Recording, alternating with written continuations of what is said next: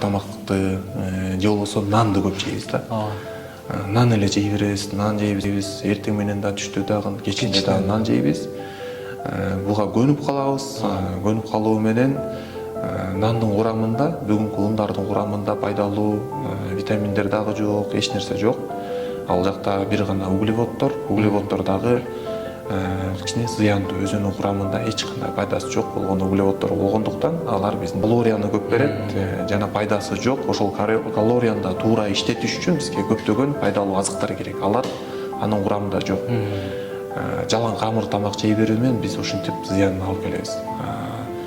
Эгерде сиз нанды жесеңиз дагы аны башка тамак аш менен тең салмактуулугун сакташ керек. Витаминдерди камтыган жашылчалар менен, жемиштер менен кошуш керек. Ошол нерсени тең салмактуулугун сактап жесе болот.